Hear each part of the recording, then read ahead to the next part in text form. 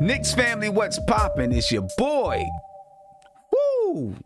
You talk about a game, ladies and gentlemen, that had your blood pressure boiling, had your nerves in a bunch. It's the kind of game that we talking about, ladies and gentlemen. Big win by the New York Knicks over the Washington Wizards. They had to come back from being down 17 points. In a game that just seemed like they couldn't get themselves right, couldn't get themselves together. That big putback by RJ Barrett at the end of the third quarter. And we got a lot to talk about with RJ Barrett too. But that big putback dropped that lead down to 11. And then the Knicks went into the fourth quarter with a big run in the fourth quarter to take out the Washington Wizards, ladies and gentlemen. As a matter of fact, in that fourth quarter, the New York Knicks outscored the Washington Wizards 22-18. They were 8 for 12 from the free throw line. After missing so many free throws, they all of a sudden started to come through. Even Julius Randle in the fourth quarter began to score. As a matter of fact, I think I got the wrong. Let me get that right for you. In the fourth quarter, the Knicks outscored the Wizards 39-24. Let me get that right. 39-24 in the fourth quarter. I accidentally clicked on the third quarter. They outscored them by 15 in the fourth quarter, ladies and gentlemen. Led by Alec Burks. He had 15 points in the fourth quarter.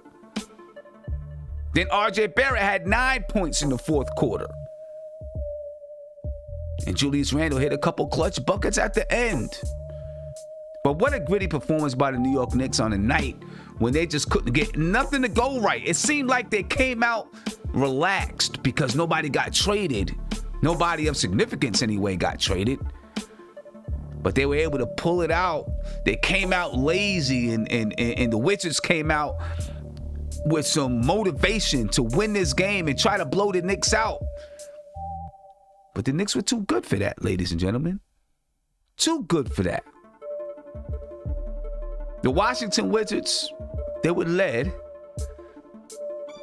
by Bradley Beal. Bradley Beal had 26 points, 9 assists, 4 rebounds. But you know what? He didn't look that good tonight. Rui Hachimura, he came out to show that, you know, he could compete with someone like Julius Randle because Julius Randle put 37 on him the other night. He had 21 points and 9 rebounds. Russell Westbrook, he did what he normally does. He had 13 points, 9 assists, 18 rebounds, but he also had 8 turnovers. But 18 rebounds from Russell Westbrook, though. Whew, 18 rebounds. But he had a lot of turnovers. 10 points, 4 rebounds from Robin Lopez. 9 points, a couple of rebounds from Raul Neto. And you know who I'm impressed with, though?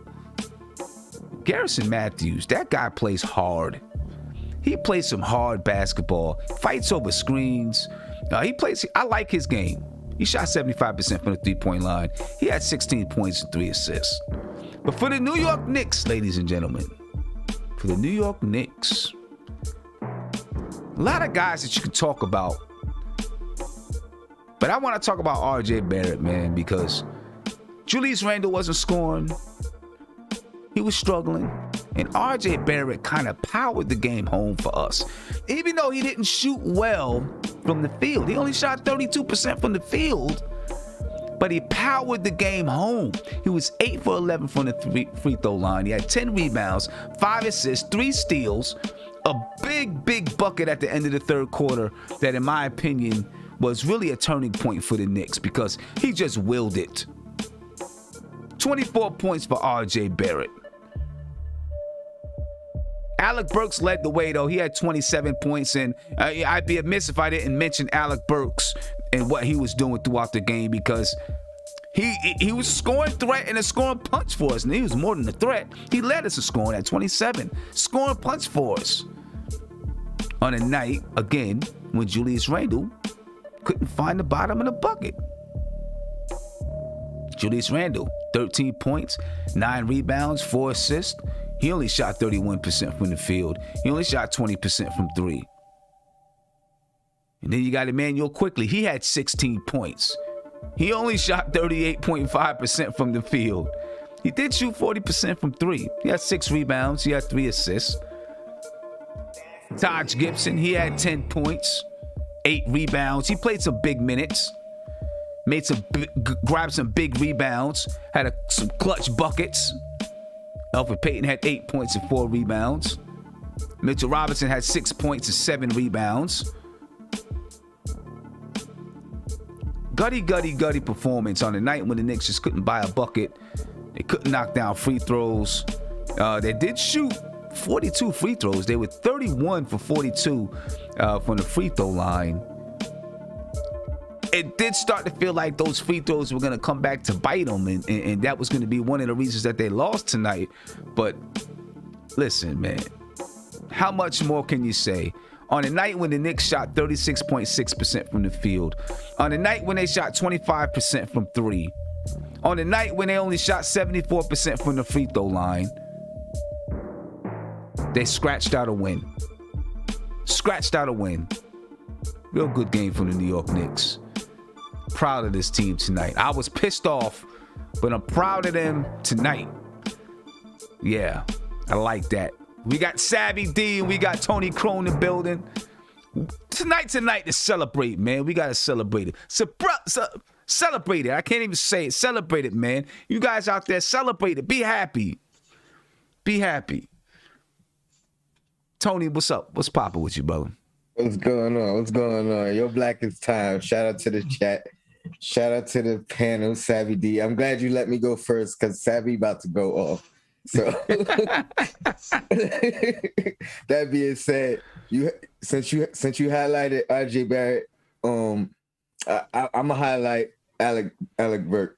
Okay. Because I've been telling you guys, everybody was saying we need a wing, and I really feel like the two guys that we had holding it down, even with their shortcomings, I think they're adequate enough to hold it down, for the very least this season. And he's been showing improvement. He's back on that 20 point a game streak. I think this is 5 games with 19 in a row. So, let's hope he keeps it up. And I don't got to eat my words, but right now I'm gonna gloat a little bit. You know what I mean? And back to you've always said, Bullock, he mucks the game up. We missed him early in this game. So I'm gonna sing his praises as well, even though he wasn't there, because that defense that he provides is vital to this team. But yeah, good win. They scared me early on, but we came through in the fourth quarter, and this was by far the best fourth quarter we've played. And we've played these kind of fourth quarters all year. We just haven't been getting over the hump. That we finally, got over a hump in the fourth quarter. Didn't fight back for nothing. Yeah. Alec Burks, the last 5 games versus Philadelphia, 19 points, 4 rebounds, 40% from the field, 37.5% from three. 21 points versus Orlando, 50% from the field, 50% from three. He also had 10 rebounds. 20 points versus Philadelphia the second time. 47% from the field, 66.7% from three. He also had 6 rebounds and 4 assists. Versus Washington the first game, 20 points, 50% from the field, 100% from three, and that's 2 for 2. 3 rebounds, 3 assists, and 1 steal. Not to mention against Philadelphia the second time, he also had 3 steals. And then tonight, Alec Burks, 27 points. 44% from the field, 28.6% from three, but nobody really shot well tonight. He was 9 for 11 from the free throw line, 6 rebounds, 1 steal. He's playing huge basketball for us, and he's that third guy that we were asking for, that we hoped he would be. He's been that. He has been that. He's been that. You got to give it up for him. He's balling. He's been balling, and hopefully it continues throughout the remainder of the season, man. Right now, he's averaging 13 points, 4 rebounds, and 2 assists on the season. But those numbers are, if he continues to do this, those numbers will skyrocket. Savvy D, what's up? Simeon Russell. Yes, sir. Listen, man. First of all, Ghouls Baba. Let me calm down for a second, okay? Because it was smelling like surrender, okay? And when RJ Barrett makes that face at him, ain't no surrender. We came from behind and took this game, held it down for our guy Julius Randle, who was tired tonight. I had my commentary about Alec Burks in the past, and let me just say, my fault. That was clutch balling in the fourth quarter. IQ didn't shoot great from the field, shot better from the three, but had a clutch basket right there at the end. Almost got a steal right after that, but it's neither here nor there because we still got the W. Okay, we win tonight. The Heat lose tonight. We are the 5th seed, and I saw so much chatter about what we did and did not do at the trade deadline, and I want to let all the people know right now, for any haterade and Knicks fan think he wants smoke, call me Mr. Chimney, because I want smoke, okay? Thank you, Funk Flex. Let me tell you something, Sim. But we got 2 rough games coming up ahead of us, right? Yeah. We did not have Derrick Rose, okay? For a while now. When we get D Rose back, we will be better equipped to handle these 2 rough games up ahead. But guess what? We are over 500 without him. Let the chips fall where they may for this season. Do something in the buyout market, do something in the offseason. And then we roll out next season, and we roll out to the playoffs this season if we maintain pressure, okay?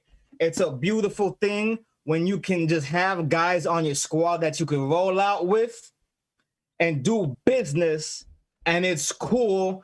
You could just say, I'm going to let whatever happen. Because we got bona fide tooth and nail fighting ballers on this squad. I'm sorry. That's it. I feel you. Hey, I love the passion, man.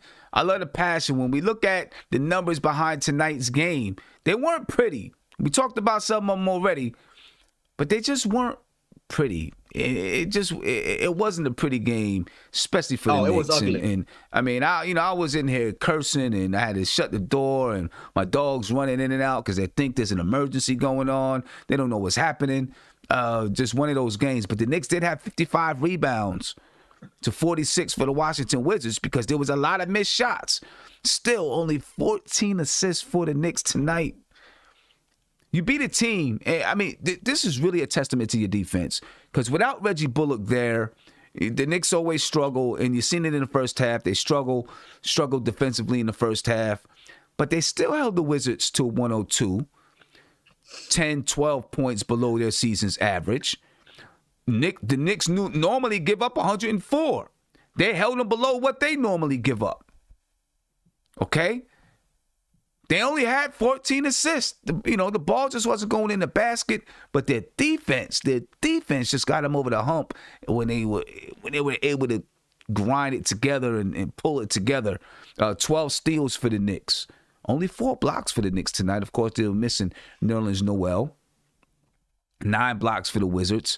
13 turnovers for the Knicks. That's always going to be good for the Knicks because the Knicks take care of the basketball, right? They take care of the basketball.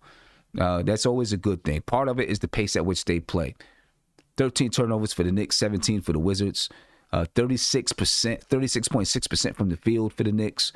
46.3% for the Washington Wizards. The Knicks only shot 25% from 3. The Wizards shot 30.8% from 3. 74% from the free throw line. The Knicks shot had 42 free throw attempts. All right, and they made 31 of them, 42, 40, something like that. 40-something free throw attempts. They missed 11. The Washington Wizards, they shot 60% from the field. The New York Knicks, they only had 36 points in the paint. The Wizards had 48. Only 15 second chance points for the Knicks. The Wizards had 17. The Wizards had 14 fast break points. The Knicks had 13. For everything that you're looking at, man, the Wizards should have won this game. They had 26 assists. They shot 46% from the field.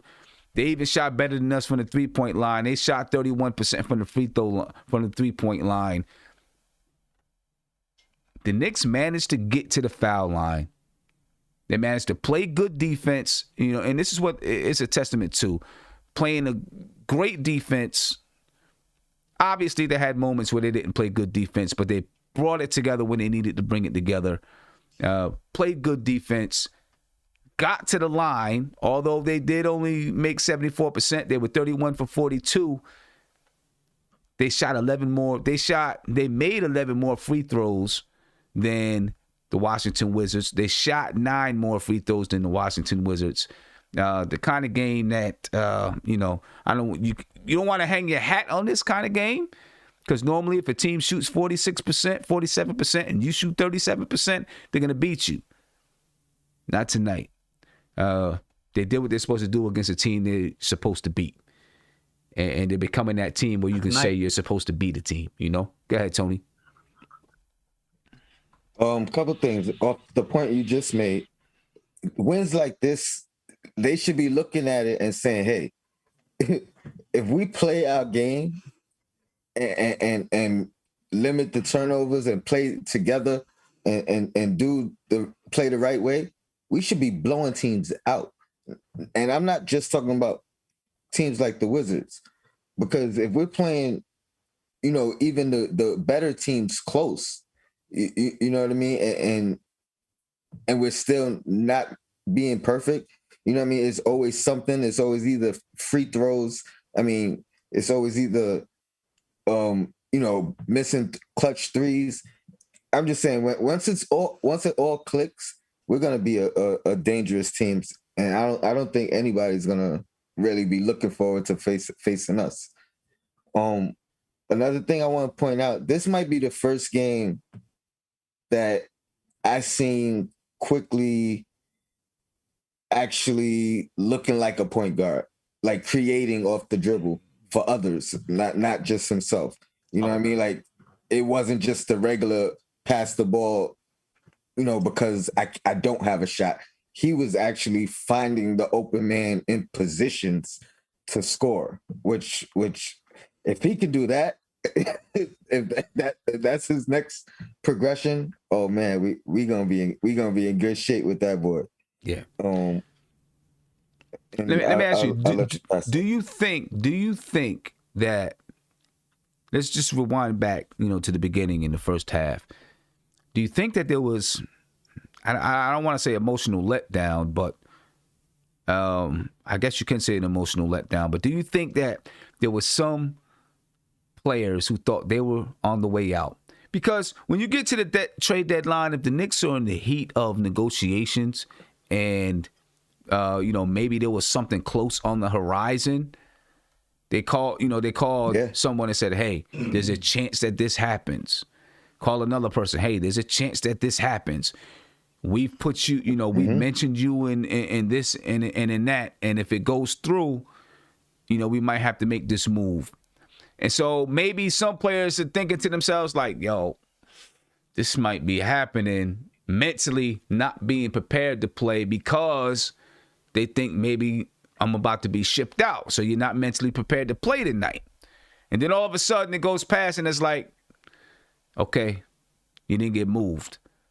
And then now they got to get themselves up to be ready to play. And obviously that's not going to be RJ. That's not going to be Julius. Most likely not quickly. But maybe the Alec Burks, the Elfrid Paytons, maybe even the Mitches and stuff, received that kind of a call from their agent. I don't know. You know what I'm saying? I don't know. The one thing I will say, and maybe not at all, maybe Leon Rose let these guys know early, like, look, we're not doing anything major. Play your game. Don't worry about it. You know, but there's always going to be some kind of a tension before the trade deadline because you never know what can happen. And you hear all these rumors, and you know they pay attention to Woj. They pay attention to stuff on Twitter, and they hear and they see something come across. The Knicks are pressing the New Orleans Pelicans for Lonzo Ball. So now people like Peyton, people like Burks, people like Mitch, they look and they say, "Damn, that could be me." You know what I'm saying? So you know, something like that could happen where now they have to come to the game like, okay, it didn't happen. Now I got to get my mind ready for this. You know, I mean, not only that, that could be the case. It could be just the emotional. It could be you worrying about one of your teammates, thinking he might not be here.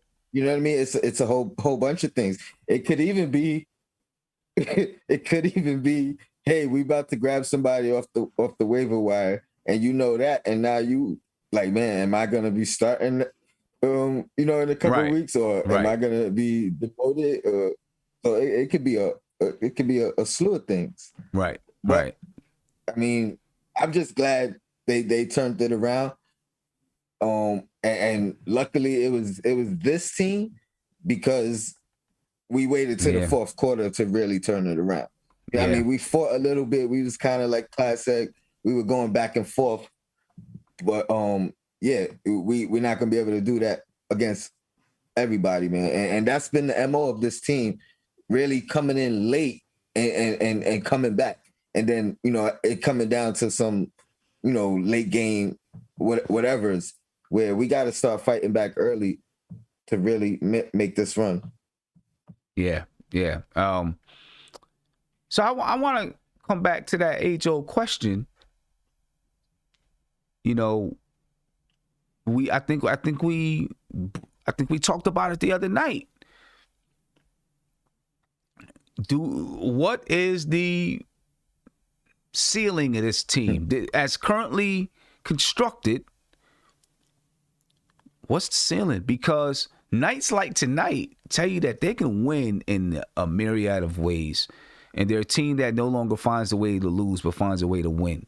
And I know they had some close games. I mean, the last 5 games have come down to the wire. Last 6 games, 5 of the last 6 games have come down to the wire. They've been able to win 2 of them against Orlando, against the Wizards. Then, of course, 3 of them were against Philadelphia twice and once against Brooklyn. It's going to be hard to win those type of games, but they could have. What do you think is the ceiling of this team? Well, I'll go last. Go ahead, well, Savvy. First of all, I want to say salute. I want to say salute to the young brother Dominic. Okay. Salute. Welcome. I wanna first point out that at no point in time during this season have we had a fully healthy, fully intact roster. Okay. We either had Mitch out, or tonight we had Bullock out, or we had D Rose out, or somebody been out, right? And when everybody is healthy and the cream really rises to the top, man, I feel like we could be a top 4 team in this conference. At like to the point where we're battling it out against teams like the Bucks, Philly, Brooklyn. Okay? I think with a fully healthy roster, when we're always clicking, right? When we're firing on all pistons for real, we could put away a team like the Pacers. Okay? We could put away a team like Chicago. We put away the Wizards twice, right? With a different squad from night to night. Of course, we almost lost this game. But the thing that happened this game was that there was no weakening of the resolve. Okay? We had the same set out there for the whole fourth quarter, and that comes with certain criticisms, right? But Tom Thibodeau has his ways. And guess what? It worked. We have a good balance of veteran savvy, no pun intended. We have a good balance of youthful fervor. We have competitiveness. We have a fantastic coaching staff with accountability in tow. Somebody said, oh, relax, we're not better than the Heat. All right, if you want to say the Heat are better than your team, I'll let you say that. I felt like we should have won both games we played against them. Back savvy. I felt like we should have won both of those games. And I was in attendance for one of those games in the American Airlines Arena. Okay? And let me tell you something right there. Okay? The Knicks presence was out there. We were way outnumbered by Heat fans, of course. But that team is basically a more complete and realized version of what we are right now. Okay? Okay? So if you want to say that, I'm going to let you say that.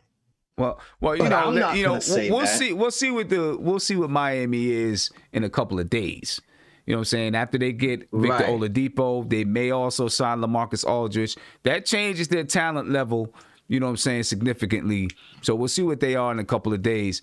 And of course they were playing they were playing a little short-handed tonight because they moved some players to get Victor Oladipo. So, they're missing a couple guys. Fair enough. Now, I do want to say this, though. True. If R.J. Barrett and Alec Burks can do what they're doing right now, what they've been doing the last couple of weeks consistently, this is a different team.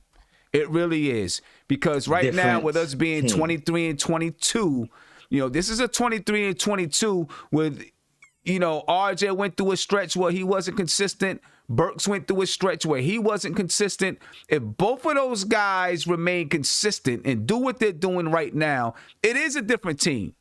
The question is, yes, sir, can both of those guys continue to do what they're doing right now? That changes this basketball team, in my opinion. It really does. It really changes, especially if RJ can continue to get 20 points, 21 points. And I don't care if it's on bad shooting. Sometimes it might be like that. You know what I mean? He gets to if he can, finding ways to get to the free throw line or whatever it is, but he's getting those points on the board. That's what's going to matter a lot of nights. And, if they can continue to play this way, it definitely changes this team. Go ahead, Tone. RJ Barrett, sophomore of the year. I'm sorry, Tone. I just wanted to verify. The question is, what is our ceiling, right? It's not like what are we projecting? Like what is our ceiling this season? This season, for the remainder of the season, what is our ceiling? I'm telling you, I've been saying it since before we was in this position right now. I feel like our ceiling is the 4th seed. That's the best we could probably be. And I base that basically off of this. There's only 3 teams that I'm scared of. Those same 3 teams that Savvy named. I think any other team, we have a chance of beating them. We could beat the Heat. I'm not saying that we will, but we have a chance. We could beat them. We could beat the Pacers. We could beat Orlando. We could beat who else is in there? Well, Orlando's no longer in there. Orlando's done. Yeah. They're done. Yeah, they're pretty much done. Who else is potentially in there? Charlotte, we could beat. Yeah. And Sim, even with their upgrades, Miami, they don't scare me. Right. I take Randall over Aldridge all day. Now I'll take Bullocks defensively on Oladipo. I like RJ's matchup with Butler. Like they're gonna be the favorites, no doubt. You know what I mean? Like they should win. They're more of a veteran team. They should have the IQ alone to beat us. Yeah, but I look at them and they got rid of Kelly Olynyk. I forgot who else went along in that trade, but now they're adding those guys to Bam Adebayo, to Jimmy Butler. And they beat us with those guys there already. 2 tough, hard-fought games. I get it. You know what I mean? I do think that Miami is going to be a lot better after the next couple of, it's going to take a little while. And if they add a LaMarcus Aldridge, I think that also changes. Now they got a power forward coming off the bench. I mean, he's adequate, but he's not the old LaMarcus. You know what I mean? But I think he's been past his prime. Yeah, but I think it gives him some good depth, I think. Because I would take him to be a power forward behind Julius Randle.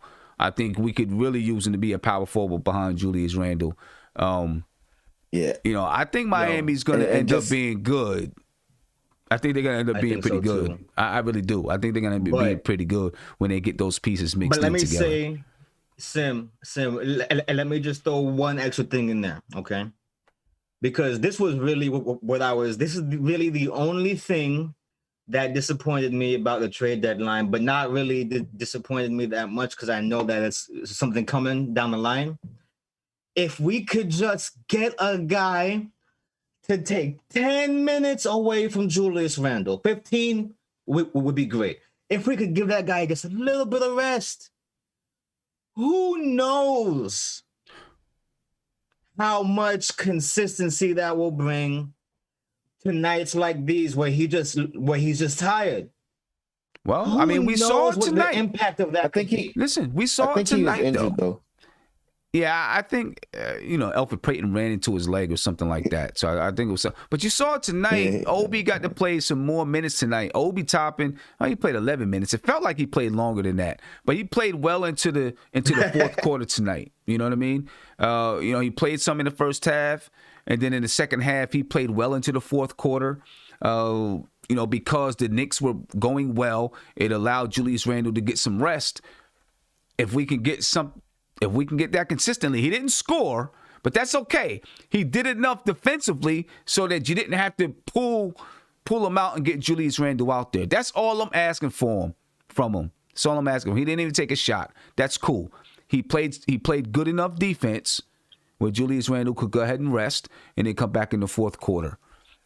So I think that was, that's good. But I mean, look, who knows where the Knicks can go as far as what their ceiling is with this team, because we haven't seen them fully healthy. We won tonight without Nerlens Noel, without Reggie Bullock. You can argue 2 starters now, right? Because Nerlens Noel has been starting at the center spot, so you can argue we're down 2 starters.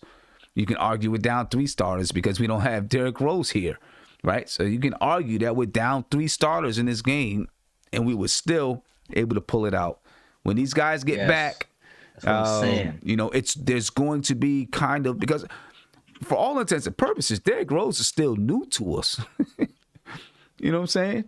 It's like we're just getting used to him out there. He's still new to us. Yeah, he's still a nice little shiny toy, new toy. We haven't put him away in the toy box yet and said, okay, where's the next toy? You know what I mean? So we're still looking and see how that's going to work out. We were just starting to feel like, we seen him in the starting lineup like, yep, this is going to be right. And then, bam, COVID hits. So, yeah, there is still a lot to learn about this team. And while we're learning, we got, some tough competition to go through. So it's going to be a fun ride to go on. Right now, the New York Knicks are 23-22. One game. Excuse me, 1 game above 500. They have won 2 in a row. Their next matchup is the Milwaukee Bucks. The Milwaukee Bucks, they've won the last 8 games. They're on an 8-game winning streak. 29-14, 9-1 in their last 10 games. They've blown us out just about every time we've seen them. No, we blew them out first. Oh, yeah, we did blow them out first. I'm tripping. Yeah, we blew them out first, and they blew us out. Yeah, I'm tripping. What do we expect? Yeah, it's our revenge time. Yeah. It's our revenge time, right? What do we expect against Milwaukee in this? The series is tied 1-1. We don't know who we're gonna have back. If we're gonna have Reggie Bullock back or Nerlens Noel or Derrick Rose. Hopefully we have all three back. What's our expectations for this Milwaukee Bucks game? Go on, Tom. Well, number one, hopefully Randall's okay. That's number one, because we're gonna need him, and we're gonna need him healthy. If you know what I mean, not playing hurt. If he's hurt, I'd rather him sit the game out than and heal than try to play through it. But if he's healthy, I'm expecting a dog fight. You know what I mean? No more blowouts. We blew them out. They blew us out.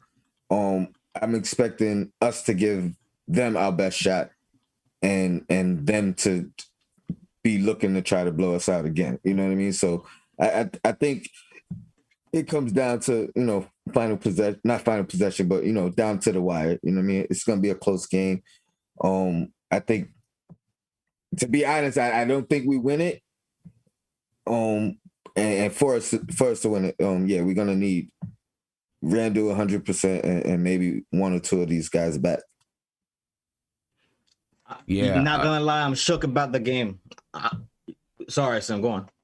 No, I was gonna say, that Randall injury. I mean, he came back and played, so I'm not too concerned because he did come back and play. So I'm not too worried about it. But sometimes those type of bang, you get banged in the knee, get banged in the thigh like that, the next day and the day after is when it, you really start to feel it because it bruises up. Now that you stop playing, it bruises up. And then, it's hard to get that push off of it and stuff like that. But, I think he'll be okay. Go ahead, finish up, Savvy. My bad. I was just saying, like, not gonna lie, yo, like, even despite everything I just said, like, I'm shook about that game because not only is it against a great team, with an unstoppable star, right? When we beat them, it was spectacular Knicks. I'm not expecting spectacular Knicks every single time we play them like that, especially being that we have injuries. If we had a full set, I would be more optimistic.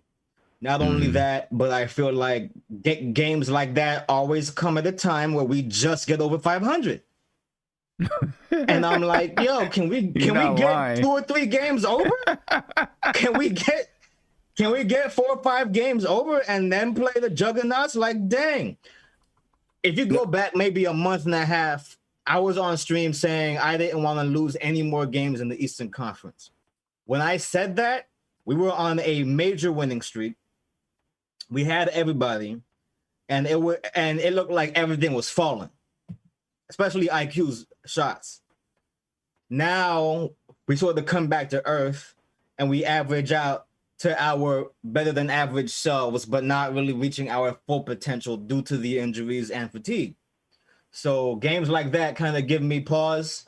I just want to go in and see what happens. I don't want to say that we're going to lose the game, but I'm going to just say whatever happens, let it be. Hey, okay. So, go ahead, Tony. Real quick, get to a phone call. Salute to Quiet Money, and then Craig said the Bucks are playing Friday. We should win. Keep the faith, bro. We winning. So I'm gonna go ahead and change my mind and say we are gonna win that game. And the fact that we play these 2 teams next, I like the fact that we play these good teams after we just getting over, because if we win, it's a statement. And it's momentum. You know what I mean? Like a win against the Bucks, that could do a lot for the confidence of the team right there. Like, all right, now we rocking. You know what I mean? Then they go into the next game thinking we could win against anybody. So I'm gonna change my vote. I'm gonna say we win in that game. I'm glad though. I'm really, really glad that we got past Washington in a back-to-back series. right? I'm really glad we did because, that just bothered me. It just bothered me that we had to play them back-to-back.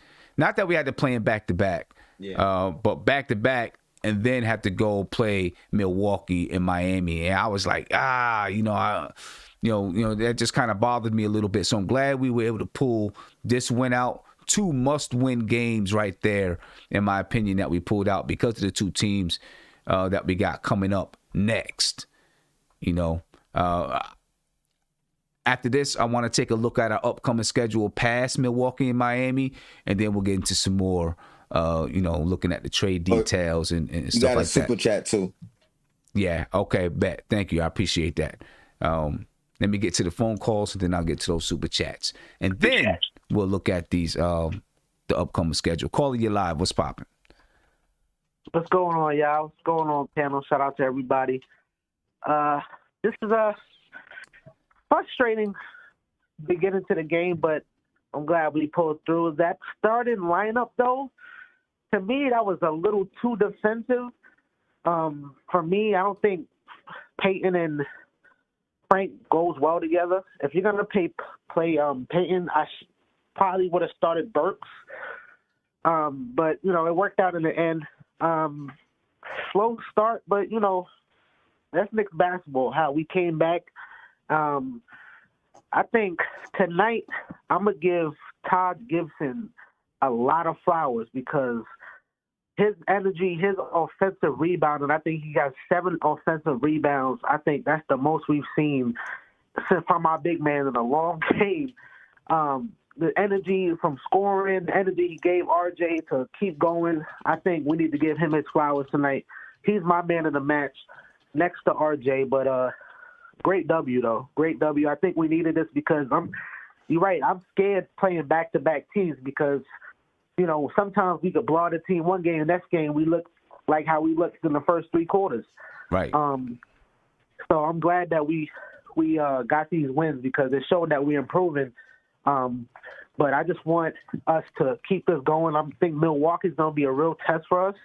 I don't think we're going to get rolled over, but it's going to be a real test for us going against Milwaukee and the next 2 teams. Yeah. I mean, it's going to be a serious test going against, Milwaukee the next game. Who does Milwaukee? Who'd you say Milwaukee plays? They play Friday. Who do they play Friday? Friday. Tomorrow. Who do they play? That I'm not sure. I can't pull up. Yeah, I mean, we'll be able to get it, but either way, they play Friday. Then I think we played them on Saturday, right? Yep, we played them on Saturday. Yeah. So they'll be on a back-to-back. We've got to take advantage of that. You know what I mean? We're playing in Milwaukee. I don't know if they play home or away on tomorrow. Right, yeah. But, we just got to go ahead and take advantage of that. As a matter of fact, I can let you know right now the way it looks for tomorrow. The Milwaukee Bucks tomorrow, they play the Celtics. So they got a tough one. They play the Celtics at home. They got a tough one. So, that's a game. The Celtics are 21-23. They're trying to stay relevant. I don't know if they could have Fournier tomorrow. I don't know. But they're trying, they're going to be scrapping and scraping, because once you get past the trade deadline, now you're really fighting for these playoff spots. So that could be a close game that comes down, to the wire for the Bucks. And then they got us coming in, and we're going to be motivated because we just got our butts kicked by them not too long ago. We're going to be motivated. So, there could be some things in our favor. I hope Randall's fit. If he's not fit, I don't think we should play him. I think if he's having still problems with that on his thigh, I think we should sit him because Randall didn't really help us with that comeback one besides hitting those clutch shots in the late down the fourth. But coming down it was really our guards and our forward and our front court that was really bringing us back in this game. So, maybe we should sit him. Maybe this is a test if we sit him because we can't rely heavily on Julius. Let's see how our team does without relying on Julius and to make those shots or to bring us back in the game. So it's a real test. but I think we could knock them down. I think we could beat them coming off a back-to-back with a tough Celtics team. Yeah, I'd rather take that test against Minnesota or somebody. Hey, I appreciate the call, man. All right, all love, y'all. No doubt. Appreciate you. Yeah, listen, if we don't have Julius Randle against Milwaukee, I mean, you know what that's going to be about. So if we got to take a test, it's got to be against someone like Minnesota or whatever. So hopefully he can go. I need that man to be able to go. If we don't have him, we need Obi to go Super Saiyan right there on the spot. Okay. The funny thing is when we beat him, the first time we shot tremendous from three, right? So, and I won't even say like tremendous. I think it's about the average of what we shoot all season, which is pretty good. And then the game we lost, we couldn't hit nothing. Like we couldn't hit no threes. So right. I honestly feel like the 3-point shot is really going to be vital for us to beat the Bucks in particular. Right. So I mean, if we shoot our average and maybe shoot more than we average shoot, like the attempts, I think we could beat them. We could beat them because our defense is consistent. You know what I mean? Like, it is. And you know, Tibbs and the coaching staff, they're gonna have some adjustments. So and normally their adjustments are pretty good. Let me get to a couple super chats. Flip Mode, thank you for the super chat. He says, sloppy win, but it's a win. Thank you, Alec Burks. Thank you, Westbrick. He said, I'm out. Peace. I appreciate you, Flip Mode. Justin Hernandez, he said, it's a great comeback win. The toughness is there. This year's Tibbs got them on another level. They don't give up. It doesn't matter what it is, what the score is. They play hard. That's true statements right there all the way around. Big shout out again to Andre Carter. He said Andre Drummond for $10 million for a $10 million rental / tryout. We are easily a top 4 team in the East. We'll make some noise in the playoffs. And with Mitch coming off the bench, that's scary. Now we will see. The Knicks have a roster spot available, so there's going to be. Obviously, the Knicks have their mind set on bringing somebody in. We'll see who that somebody might be. And then Justin Hernandez, he said that Tibbs is the coach of the year all the way. Hey, he's looking like it. If he's not the coach of the year, he's at least in the running for coach of the year. That's without a doubt. Now, let's take a look at the upcoming schedule. We play Saturday versus the Milwaukee Bucks. Right? Then we play home, and that's away. That's in Milwaukee. Then we home versus Miami.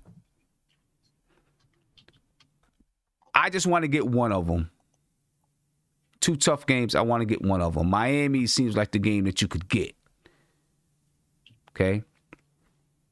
Then we play Minnesota. Always get the first one, son. That's what I always get the first one. I always want to get the first one, but between the 2 teams, Miami's gonna be the easiest. All right, Miami's gonna be the easiest. Then we got Minnesota. We gotta beat Minnesota, and I don't want this to come down to another must-win against a team like Minnesota. We were in this position not long ago. Right, where we lost to Brooklyn, then we lost to Philly, and then we were in a must-win against Orlando. Right, then we had to come back and we lost to Philly again. This is the same type of scenario. You play Milwaukee, you play Miami, and we're up 1 in the standings. So we lose to Milwaukee, let's say, with 23-23. Then let's say we lose to Miami with 23-24. You gotta beat Minnesota so you can get back to 24-24.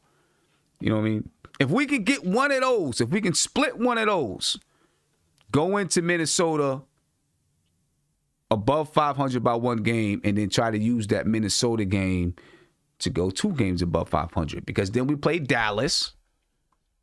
All right, and Dallas right now, they're not the same Dallas that they were at the end of the, earlier in the season. They're now 23-19. People were, we might get a lottery pick. Yeah, probably not. They're 23-19, and they're playing decent basketball. They're 7-3 in their last 10 games. They're starting to pick it up a little bit. That's going to be a tough game. We play Dallas at home. Then we play Detroit, so we got to – hopefully that's a gimme. And then it gets tougher again. We play Brooklyn. We play Boston. I think Boston's a winnable game. I'd like to see us get one versus Brooklyn, too. It's going to be in Brooklyn. I'd love to see us get one versus Brooklyn. We lost 2, both under 10 points. We were down big and had to come back. Let's see if we can get this one. Then we play but then after Brooklyn, we play Boston, winnable. Memphis, winnable. Toronto, winnable. Then we play the Lakers right now. That's winnable. All right. Then we play New Orleans, winnable. Dallas is winnable. We play New Orleans again, winnable. Charlotte is winnable. Atlanta is winnable. Toronto is winnable. Phoenix, that's a tough one. Chicago is winnable, but it's going to be tougher. Houston, winnable. Memphis again, winnable. And then we get to the tough schedule. All right. So after we play Milwaukee, okay. So we play Milwaukee, Miami. And then we played Minnesota, Dallas, Detroit. Then we play Brooklyn and Boston. After that, there's a lot of winnable games on the schedule. A lot of winnable games. I'm not saying we're going to win all of them, obviously, but there's a lot of winnable games on the schedule until we get to what is the date that I'm looking at? May 5th. Then it gets crazy. Okay, then we got Denver, Phoenix, Clippers, the Lakers. We don't know what they'll be then. By that time, the Lakers will be healthy. San Antonio, Charlotte, Boston. That's that tough schedule at the end. But in the middle there's a lot of winnable games that, we're going to have a chance to win. We're going to have a chance to pull them games out. And right now, this team is becoming stronger. Their chemistry is growing. We'll have a chance to win some of those games. So we're going to see, man. We're going to see. I am interested to see, when we get down to that April 28th versus Chicago, really want to see what Chicago looks like, because they beefed up their team today. They added Nikola Vucevic. They added Al-Farouq Aminu. They added a couple other guys that they what's his name? Mo Wagner and Troy Brown. So they added some pieces to their team, to make themselves a little bit stronger. I didn't know they did that. Yeah. They added some pieces to. Yep. Not to mention that the Heat completely fleeced Houston in that trade. Okay. So what they give up? They sent over Done, right? They sent over the dude that Kelly was Olynyk. Olynyk, and then there was the guy that they just got that they sent over there. And I was like, and they made a good point on TV earlier. There was like, why didn't they just keep Karis LeVert? And I felt the same way. And I was like, yo, like I don't know who the GM is that in Houston right now, but he's not doing like the best job. I feel bad for Steven Silas. Well, at least he got a first round pick from the Wizards. Yeah, that's true. I don't know how. I mean, he did that. He won. He won that one. Yeah, that's true. He definitely won that one. He's still hamstrung with John Wall's contract for a while, but yeah, listen, he was gonna have one of those contracts anyway because he had Russell Westbrook. Anyway, yep. Right, so he switched that over. He flipped that and ended up getting a first round pick. He still got a contract, but he got a first round pick. So, and it's the same exact contract. Same exact contract. It's crazy. But hey, let's listen to Tom Thibodeau. And he got the better player as of right now. Avery Bradley. That's the name I was trying to think about. There you go. Thanks, Greenhouse. Avery Bradley. Yeah, there you go. That's right, Avery Bradley. Let's listen to Tom Thibodeau talk about tonight's game. We'll get some feedback on your thoughts from what Tom Thibodeau was saying, and then we'll look at that trade again, break down the trade a little bit, and talk about some things we might be expecting on the buyout market. What the Knicks' chances are of making some moves on that buyout market. All right, ladies and gentlemen, this is Tom Thibodeau on tonight's game. Let's get it. Everyone, coach is here. If you have a question, raise your hand and I'll bring you into the room. Rebecca Harlow.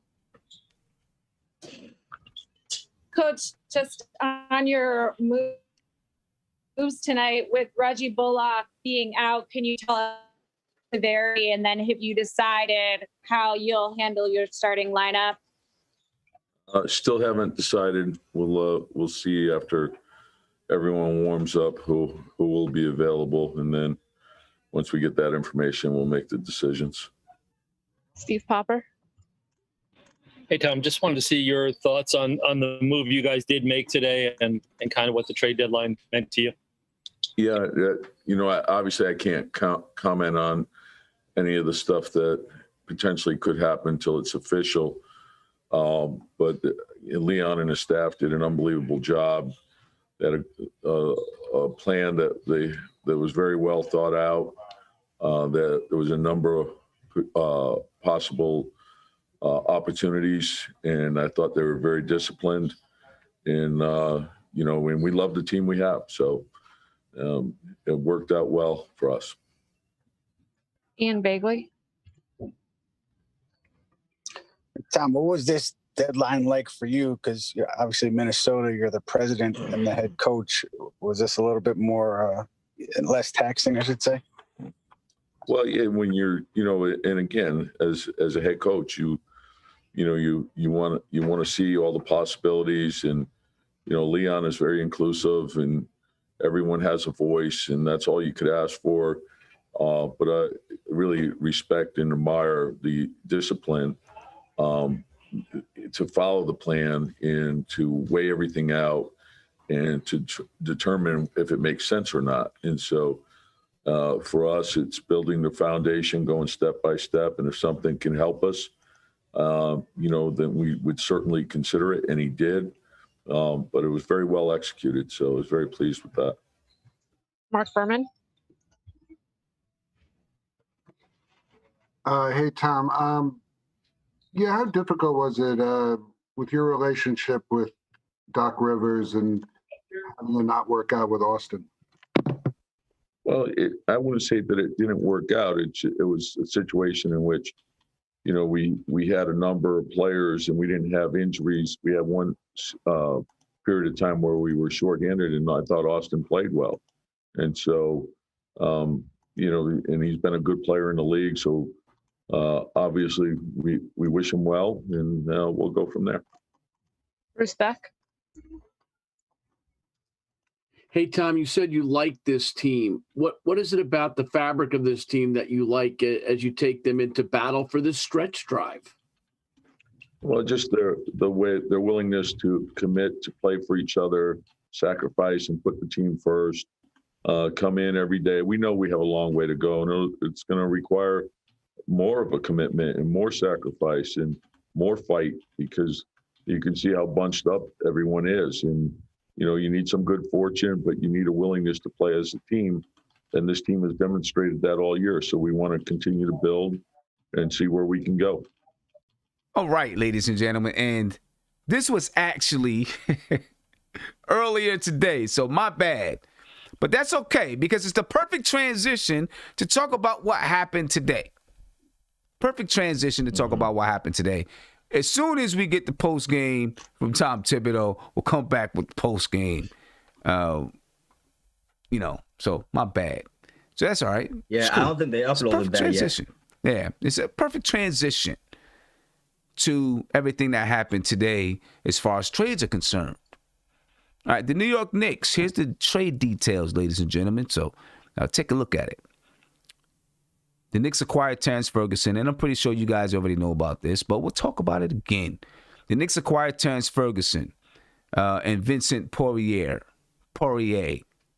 Vincent Poirier. A 2021 second-round pick from Philadelphia and a 2024 second-round pick from Miami. All right, through Philadelphia. Okay, and that pick is protected numbers 31 through 55. That's not a bad haul. I know it's protected. You know, so there's a chance that the Knicks may not ever get that pick. But hey, throw it in there anyway. The Philadelphia 76ers, they acquired George Hill and Ignaz Brazdeikis. And the Thunder, they acquired Tony Bradley, Austin Rivers, a 2025 second-round pick, and a 2026 second-round pick, both of them from Philadelphia.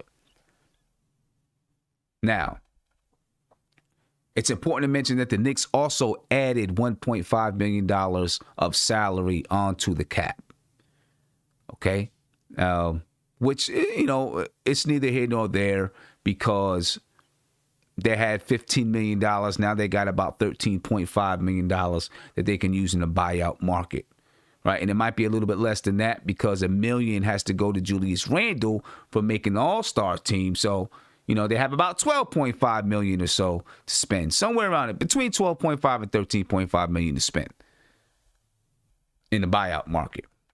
All right. Now, when we talk about the two players that they acquired, first we'll talk about Vincent Poirier. He's a center.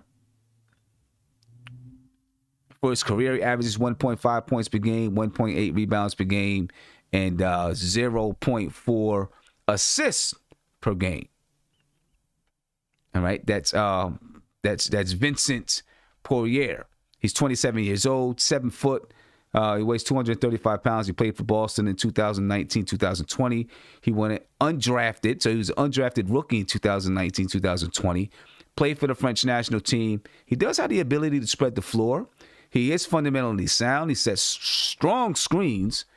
He is a guy that I thought the Knicks may say, hey, let's see what he can do for us because there's some things that he can do on the floor, being a 7-foot big man that can spread the floor a little bit. But the Knicks waived him, or they plan to waive Poirier. According to Adrian Wojnarowski, the Knicks are planning to waive 7-foot center Vincent Poirier, who arrived from the Sixers in a 3-team deal. All right, so that did surprise me a little bit because I thought that maybe the Knicks might decide to just take a look at the guy and see what he can do. But it just tells me that they have their eyes on something or have had a discussion with someone in the buyout market. All right, next, you got Terrence Ferguson. All right, Terrence Ferguson, he's 22 years old. He's 6'6", 190 pounds. He played for OKC for 3 seasons. Of course, this season he was playing with Philadelphia. Career stats, 4.5 points per game, 1.3 assists per game, just under 1.3 rebounds per game, and just under 1 assist per game.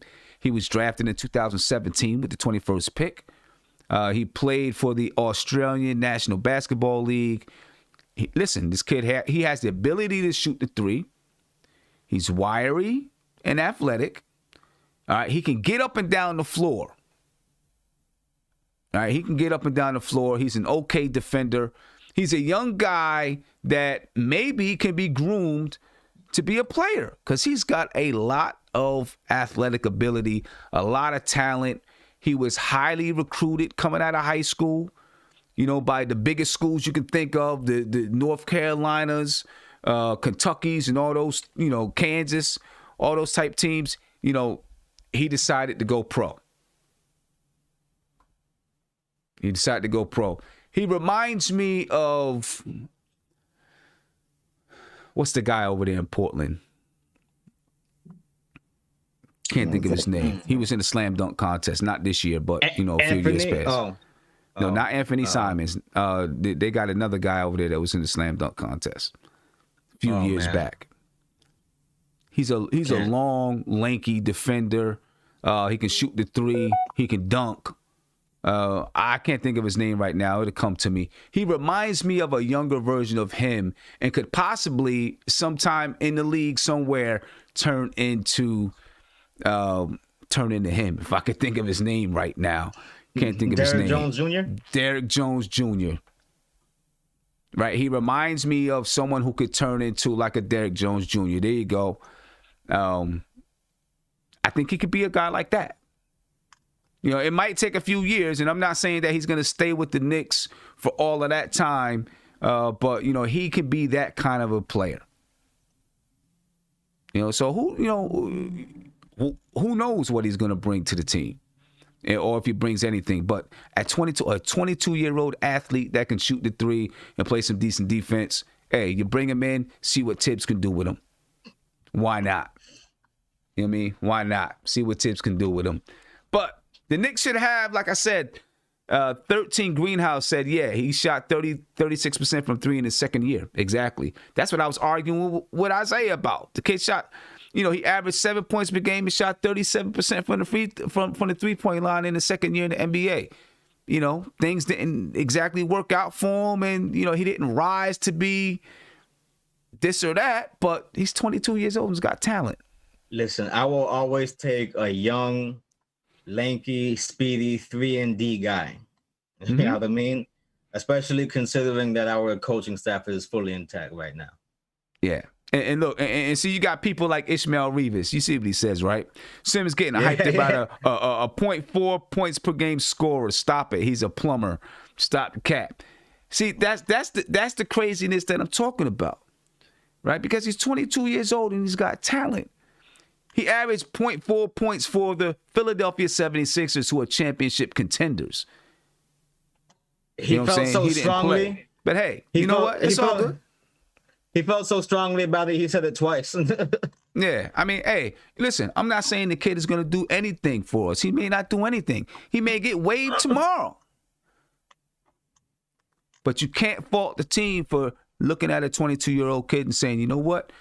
Let's take a flyer, get him in here. Let him practice with us and see. You never know. He's a talented kid. Might be able to do something. You know?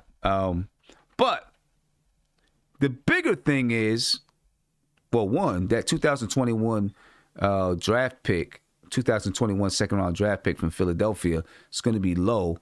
But still, you know, it could be something. I think someone said to me that it was our draft pick that we had sent to Philadelphia that came back to us. So if that's the case, it might be a little bit higher.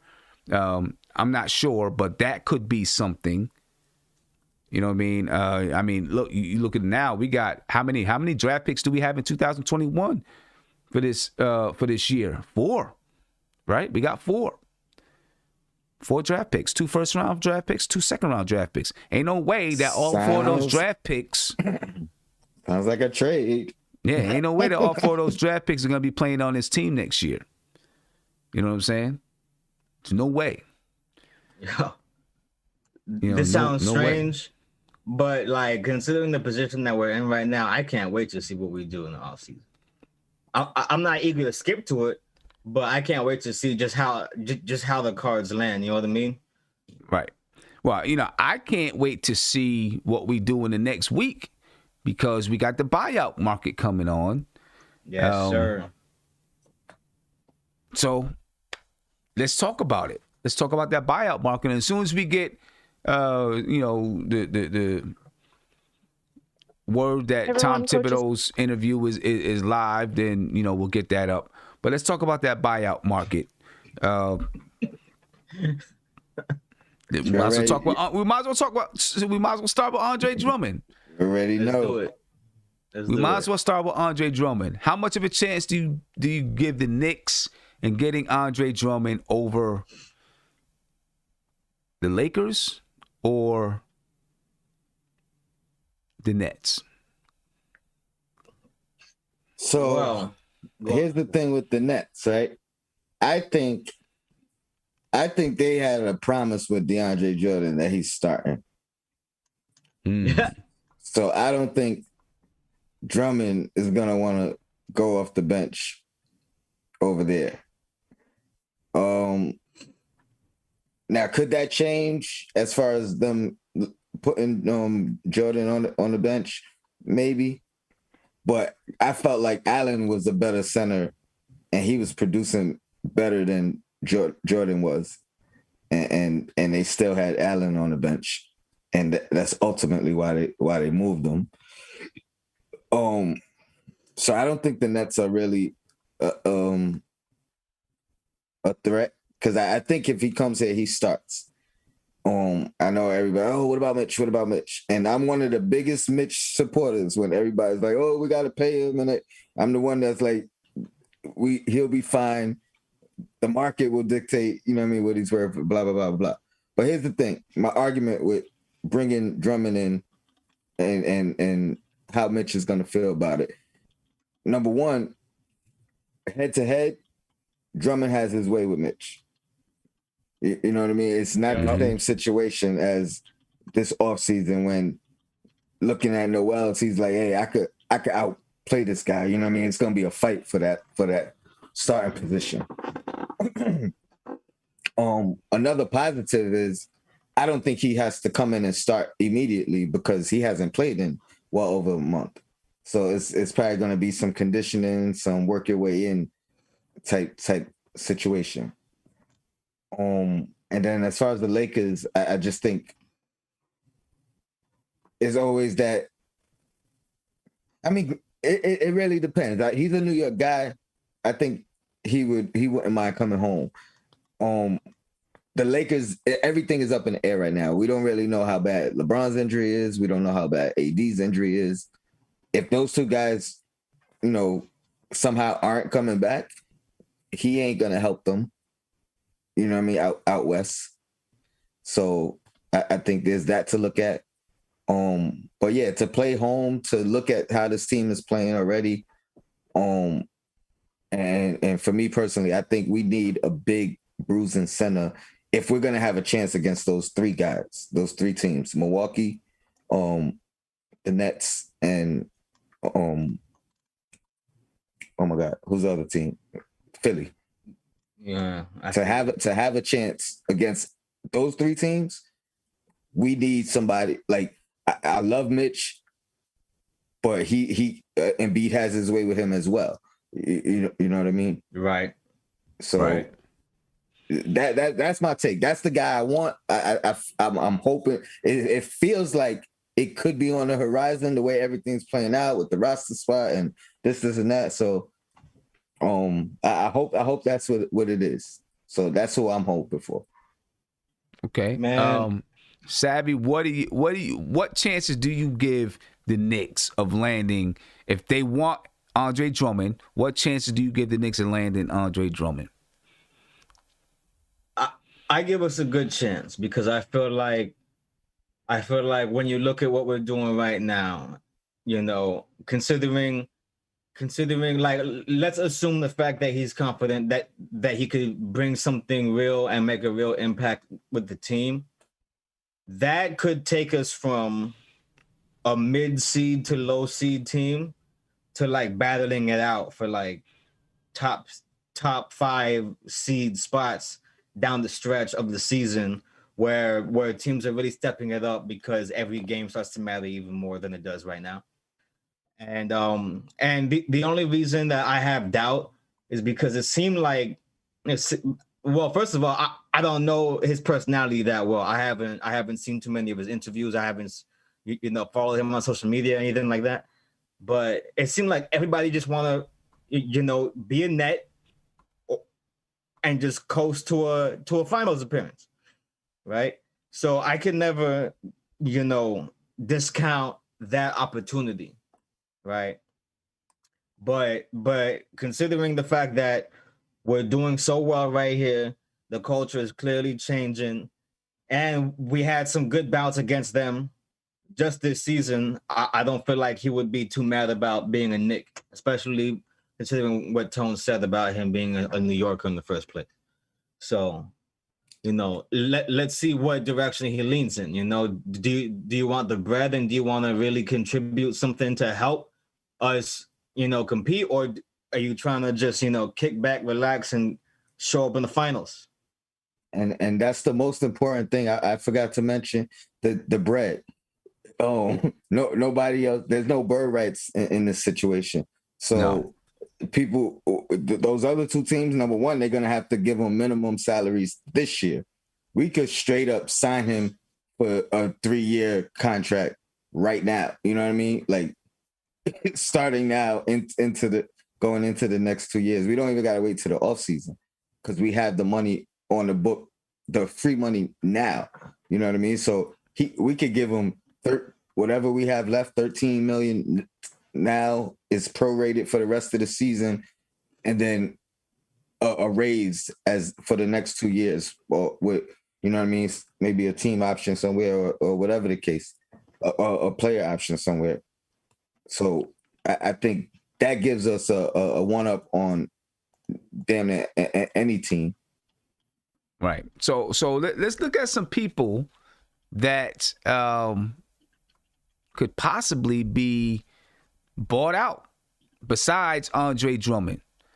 Right now, it looks like this year, April 9th is going to be the date where, you're going to want to, players are going to be, hey, I need to be bought out by April 9th, probably before April 9th, so that I can sign to a team for the playoff running, right, and be eligible to make the playoffs. So that's that date. The Knicks do have the most money in this little mid-season free agency, right? They have like $13.5 million to spend. The next closest team is the Charlotte Hornets. They have about $1.8 million. I don't know if any other teams with moves that they've made were able to shed any other salary to be players in this, mid-season free agency. Obviously, teams can give out as many minimum salary contracts as they want to. Okay? So the Knicks will be players. They will be players. Andre Drummond, we just talked about Andre Drummond. He should be available for buyout. Well, he's going to be available through buyout. LaMarcus Aldridge, I think he's already been bought out. Speculation that Otto Porter Jr. could be on the buyout market. Hassan Whiteside could be on the buyout market.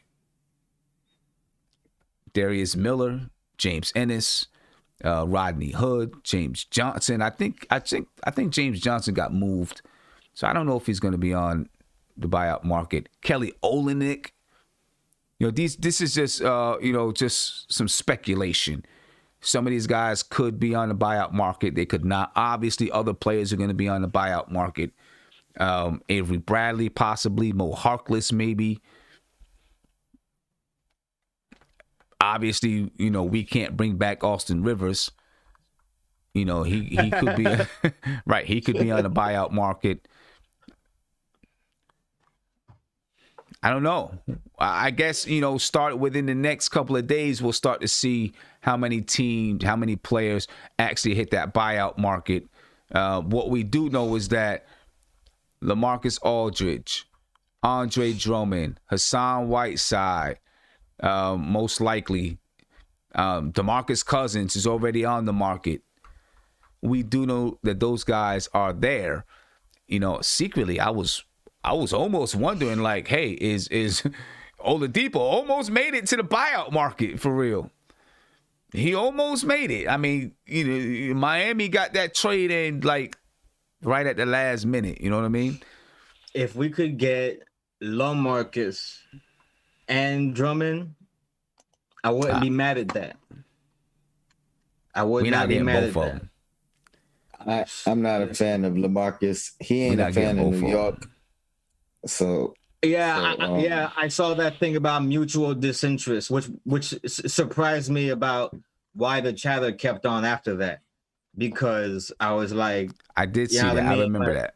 I remember that. Like, yeah, exactly. So I was like, why is Knicks fandom still chattering about this guy when there's mutual disinterest? Like, I think the reason why is because there is a need for a LaMarcus Aldridge type of player. Yeah.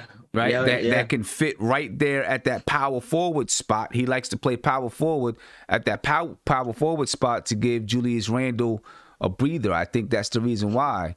You know, but and I actually brought it up earlier today. You know, with the Knicks think about talking to him, but I forgot all about that report that came out that said there's this mutual disinterest. I forgot all about that.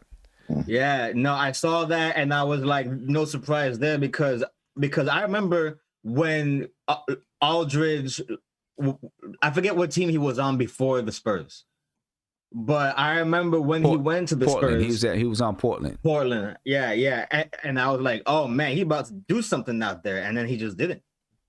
And ever since then, I was like, you know what? Like, if you can't do nothing with Popovich, then I'm not messing with it. He talk about Drummond is past his prime, and that's like signing Stoudemire all over. Nah, again. He's 27 years old. Who said that? I saw that too. Somebody in the chat. He's literally in his prime. I they saw got that the exact same timeline as Randall. Like, Hassan, no, I saw that too. That's nonsense. Hassan Whiteside had a couple of good games in Portland. I wouldn't be too sure about that. I would want to know how much money he demands, because even though he's still got some youth to him, I just don't know if he got the grit to fit in with us. I think he can fit in, but I think his personality is more of a risk than anything else. You know what I mean? Like, if people talk about Mitch and his you know what I mean, some of the issues they have with Mitch, they're gonna go crazy with Whiteside here. Yeah. Maybe if we have them both, they'll just cancel out. I have no interest in Whiteside at all. But it's just a shame. It's a shame that we can't just put Knox at the 4, bro. Like, I was really hoping that would wind up being his destiny, was that he would just like turn out to be a 4 for us, and then just be a serviceable guy off the bench playing at the 4. Well, rumor has it, somebody heard the post game and said Tibbs said Knox played a good 6 minutes. Yeah. As a matter of fact, I got the post game right here, so we can go ahead. The real post game. Run it. Right, we can go ahead and listen to Tom Thibodeau. This is Tom Thibodeau on tonight's game. Let's take a listen. Hi, everyone. Coach is here. If you have a question, raise your hand and I'll bring you into the room. Rebecca Harlow. Coach, your bench outscored your starters tonight, and just on a night where your starters seemed a little bit out of rhythm. What can you say about the way that you had guys step in and step up to mount that comeback tonight? Excuse me. The bench was terrific. I thought we struggled. Obviously, we started the game very slowly, and they were very aggressive. And when that team is healthy, they're tough. They can score a lot of points. They're very well coached. And so we getting behind, and we knew it would be a much more physical game this time around. And so we were searching. I thought when Kevin Knox went in, he gave us 6 good minutes. That sort of got us going a little bit. And then Alec was terrific. Quick was great. I thought the minutes that Taj gave us were fantastic. And then we found a rhythm. The defense was much better in the second half. And then the fourth quarter, I thought we were making the right plays. We had a good rhythm. A lot of guys stepped up. I thought RJ was terrific all around. And we needed that type of performance from him, the 10 rebounds and 5 assists to go along with the 24 points. But we just found a way to win, and that's what you respect about this group, the resiliency and the fight in them and the willingness to work and sacrifice for each other. Steve Popper. Hey, Tom. RJ usually seems like a pretty calm guy. And end of the third quarter when he had that follow layup, looked like he was very emotional, pumping his fist, screaming and stuff. Just do you like to see that from him and kind of need that tonight? I love the way he's worked all year, and you could see his confidence growing. He's learning every day. He's doing a lot of great things for the team. And I think the floor game has really expanded. He's starting to make plays. He's seeing the game, finishing a lot better. But his all-around play and just, the way he was able to stick to it and just keep going. And, we got great leadership from him.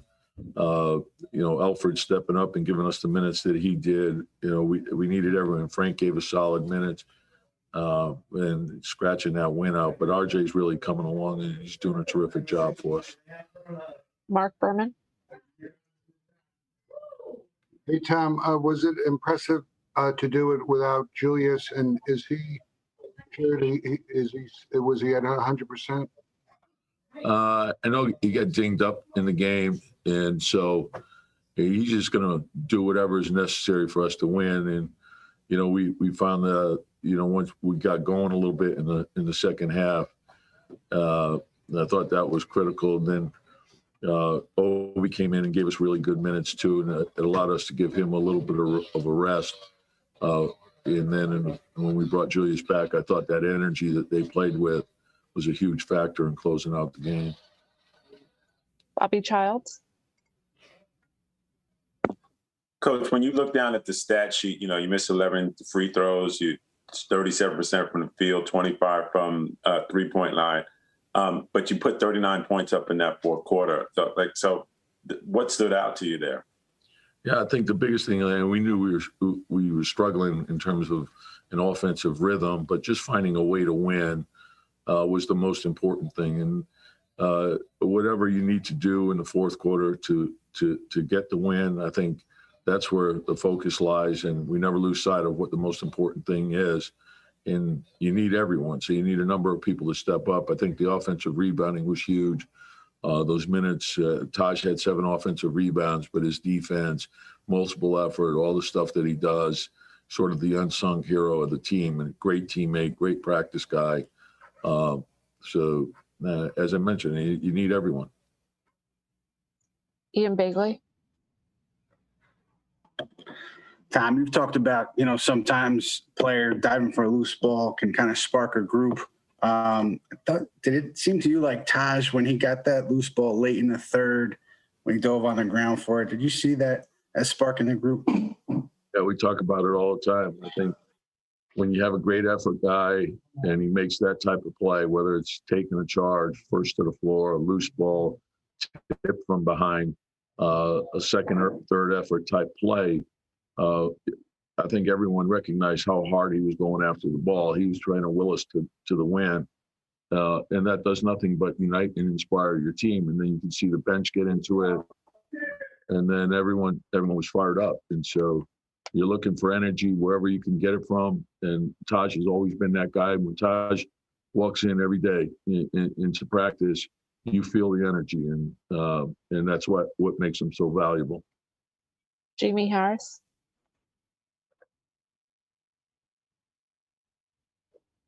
Unmute, Jamie. All right, we'll have to go back to you. Yes, I'm there here. you go. Coach, this is Alex, 4th straight game scoring 20 points or more, and he's giving you offense in key moments. Can you just talk about his performance over the stretch? Yeah, I mean, he just does it all. They're not any one particular thing, but he's real good in a lot of different areas. He can run the team, play the point, play off the ball, put it on the floor. He can shoot the three. He can finish oversized. He's got the total package offensively, and you can't speed him up. And I think that's huge. You can use him a lot of different ways. I thought that having he and Quick on the floor together, along with RJ, you got 3 guys that go off the dribble and get into the paint, force the defense to collapse, and then create easy shots. And I think getting to the free throw line, getting downhill, all those things matter.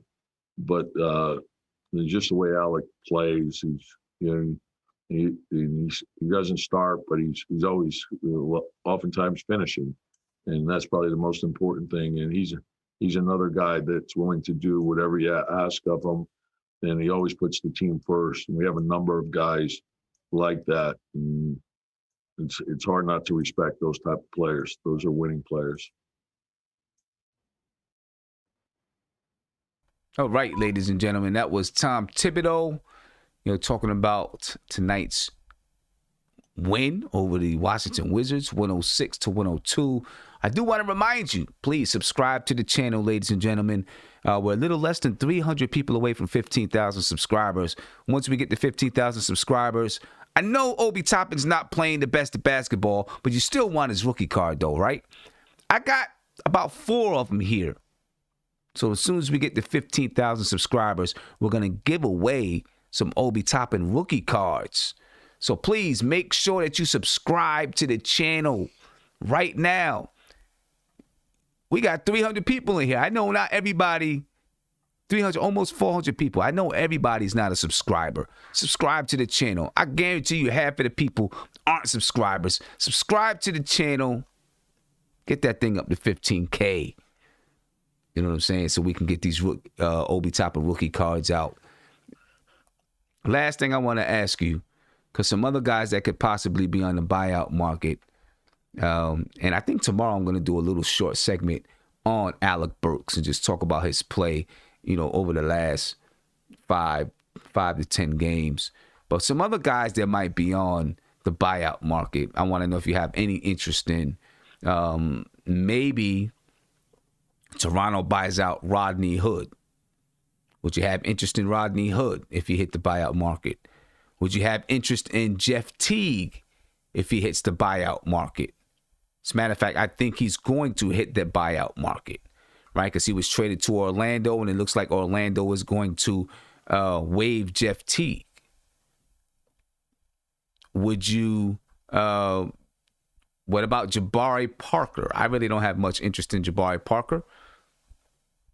Any of these guys? Ben McLemore. Any of these guys? Any interest in any of these guys? If any of those guys, I would have interest in Rodney Hood. I always kind of like Rodney Hood. I think he can score. Now that Toronto is keeping Kyle Lowry, they may try to keep Rodney Hood around, to try to make a run, use him to make a run for the playoffs. But if he does get bought out, would you consider a Rodney Hood, Jeff Teague, and McLemore? I would consider Rodney Hood. I don't know too much about McLemore's game. I kind of forgot about him. I got my best friend growing up, been a Celtics fan forever. He's from New York too. You know what I'm saying? Like me. But I stayed Knicks. He was a Celtics fan through and through. He hated having Jeff Teague this season. And because he's a fan, I've watched more Celtics basketball than I care to watch. And it didn't look good, man. I was like, yo, this cannot be the same Teague off the Hawks. So maybe that was just a bad situation for him. Because we saw people go to the Celtics prior and not do well. But it would be a roll of the dice for real. That would be a risk. Yeah, I think Jeff Teague is done. I just think he's done as an NBA, a quality NBA player. What about you, Tony? Rodney Hood, Jabari Parker, Jeff Teague, any of those guys? Hood would probably be the only guy out of those guys. I think, hopefully with Rose coming back, I think we are right at the point between him and Peyton and Quickly and Burks. I think we could hold the fort down. Who else was on that list? McLemore. He's what, a 2-guard, small forward. Yeah, like a 2-guard, small forward. Yeah, I mean, Hood's probably the most battle tested. He had some playoff moments. I think he's more likely to go to one of those other, those other contending teams. But I definitely would be interested. Yo, I forgot Jabari Parker was the 2nd overall pick. Yeah, man. Jabari Parker was a high pick, man. A lot of injuries with Jabari Parker that really did set his career back. Right now he's not even playing. You know what I mean? He's not even playing. He was averaging from at most 20 points in 2016-17 season. Okay, he was still doing as much as 15 points for Atlanta. Right, in the 2019-2020 season. He got traded to Sacramento, and it just fell off from there, man. And it's like, and I'm looking at his basketball reference sheet right now. That's how I have these numbers, because I honestly forgot about Jabari Parker. And it's just like, I'm just like, yo, like, it's always sad when that happens to a player, man. And he's only 26 years old. He's 26 years old, just turned 26. If we did get him, right? Because he's a power forward. Yeah, he's a small forward / power forward. He could play either position. If we bring him off the bench, do you think he could have a second win to his career? Maybe he 10 could. minutes, 10, 15 minutes a game. He could be a guy that comes in and gives Julius Randle a blow. You know what I mean? Like, I don't know. I mean, you know, yeah, Paul, yeah. You know, but if we just limit his minutes, maybe he could have a second win to his career, man. You know what I mean? You never know. You never know. How much money? Will see. How much money is he demanding? Do you know? Like six. He's making like $6 million with the Kings. They're gonna buy him out. You know, so then he's not gonna get much money on that buyout market. You know, the veterans minimum. I didn't know he was only getting that much. Yeah. If that's the case, and if that's the case, I would spend that. Yeah, spend that. Like, if that's the case, spend that money, try him out. If there's no plan in place in the buyout market already, where we're back channeling something, then why not, man? Like, roll the dice on him. Because he started with Milwaukee, right? Mm-hmm. Yeah, I had no idea he was making that low of a annual salary, because he was there until the problem with him leaving was he wanted to get paid, and then he had that last year there. He played good, but it was still concerns because of the injury. I mean, so yeah, I thought he was still in that 20 million range. Yeah, I mean, the issue is he's so injury prone. His first year in the league, he played 25 games. Second year, he played 76, averaged 14. His third year in the league, he played 51 games. He averaged 20 that year, right? 20 points and 6 rebounds. The next year, he played 31 games, 12 points per game. The next year, he was in Chicago. He played 39 games, 14 points per game. Then he went to Washington. He only played 25 games, 15 points per game. Then he went to Atlanta. He only played 32 games in Atlanta. And then he was traded to Sacramento. And he played 6 games in Sacramento. Right, when he was in Atlanta, he averaged 15. In Sacramento, he averaged 8.5. Then this year, he's only played 3 games. Averaging 2.7 points per game. So, and this year, that's injury or just out of the rotation? Do you know? I'm not sure. I think he's been out of. He might have been. I don't know if he's been injured or not, but he's definitely out of the rotation. So, yeah. Yeah. I don't know. I'd add him to the list, because he's still an adequate scorer. I remember a time when people were saying like they were hoping Ingram could reach his level. So that's funny. Wow, it's crazy because he was supposed to be that next guy, man. He was coming out, was like, "Yo, Jabari Parker." He ended up being, and it ends up being, nah, not Jabari Parker. You know what I mean? First it was Jabari Parker, now it's not Jabari Parker. So I don't know, but anyway, ladies and gentlemen, I appreciate your time tonight. Right? Remember, please smash that like button, hit that subscribe button, subscribe to the channel. All right, let's get to 15,000 subscribers, man. We get to 15,000 subscribers, and we give away these Obi Toppin rookie cards. I see somebody say they wouldn't mind Lou Williams. Let's talk about Lou Williams is in ATL, man. I don't know if that was the right place to send for Lou Williams to be. Right? I don't know if that's the right place for him to be, but I'm sure he's happy. It might work out for us in the long run. You know what I mean? I'm sure he's happy. That's funny. But anyway, ladies and gentlemen, I appreciate you. Thank you for showing up tonight.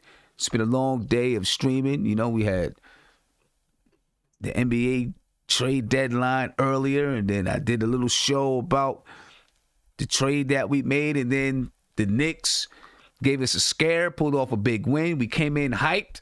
Now going out feeling good, ladies and gentlemen. End up being a good day for the New York Knicks. Any last words, Tony Crow? You know, as always, man, shout out to the chat. Shout out to the panel. Son, keep doing your thing. Your blackest time. All right, Savvy? NYK all day. I bleed blue and orange. Ain't no surrender. All right. All we got to do is roll out. Okay. We got some real dogs on the squad. Smash that like button. Subscribe. New York Knicks, baby. Let's get it. We out of here, ladies and gentlemen. Please be peaceful. Look for a notification tomorrow, you know, some short shoot-around show. Well, I don't even know what the topic's going to be, but there'll be one. All right? So make sure you subscribe to the channel so you can be notified. We out of here. Spread love, ladies and gentlemen. Peace.